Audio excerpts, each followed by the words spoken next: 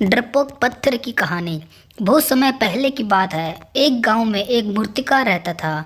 उसे एक मूर्ति बनाने के लिए पत्थर की आवश्यकता थी। वह पत्थर खोजने के लिए जंगल में चला गया।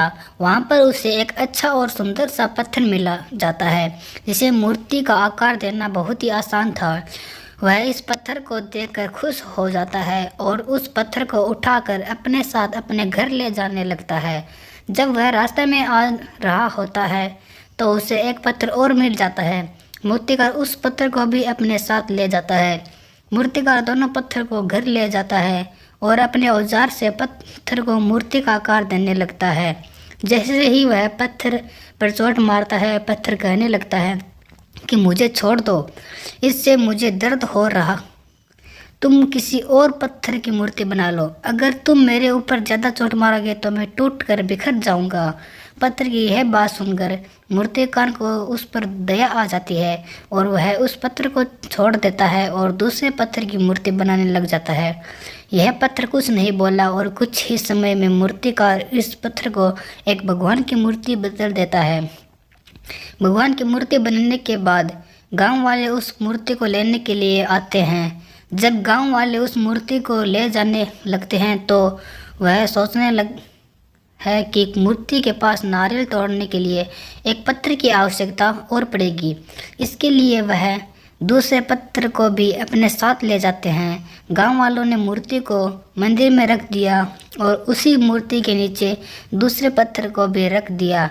जब भी मंदिर में लोग पूजा करने के लिए आते तो वह मूर्ति पर दूध चढ़ाते और फूलों की माला डालते और नीचे रखे पत्थर पर नारियल को फोड़ते थे। इससे पत्थर बहुत परेशान होता था। जब भी लोग उस पर नारियल फोड़ते थे उसको दर्द होता था। इस पर वह पत्थर मूर्ति बने पत्थर से बोलता है कि तुम तो बहुत ही आराम मन हो। लोग तुम्हें दूध स्नान कराते हैं और तुम्हें लड्डू का भोग लगाते हैं और मेरी किस्मत तो बहुत ही खराब है। इस बात पर मूर्ति वाले पत्थर ने जवाब दिया कि मूर्तिकार तो तुम्हें मूर्ति बनाना चाहता था लेकिन वजह से इनकार कर दिया। अगर तुम उस समय ऐसा नहीं करते तो शायद आज मैं तुम्हारी जगह पर होता और लोग मेरे ऊपर नारियल फोड़ रहे होते।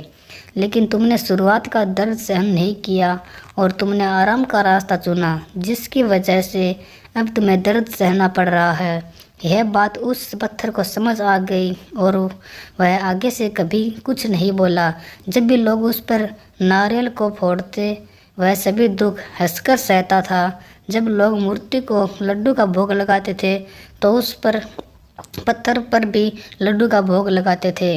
इस कहानी से हमें यह सीख मिलती है कि हमें कभी भी किसी भी कठिन से कठिन परिस्थिति में घबराना नहीं चाहिए, क्योंकि शुरुआत में हमारे जीवन में कठिनाइयाँ आती है लेकिन बाद में सब कुछ ठीक हो जाता है। जो व्यक्ति शुरुआत की कठिनाइयों को सामना करके आगे बढ़ जाता है उसका आने वाला जीवन पूरा सुखमय हो जाता है।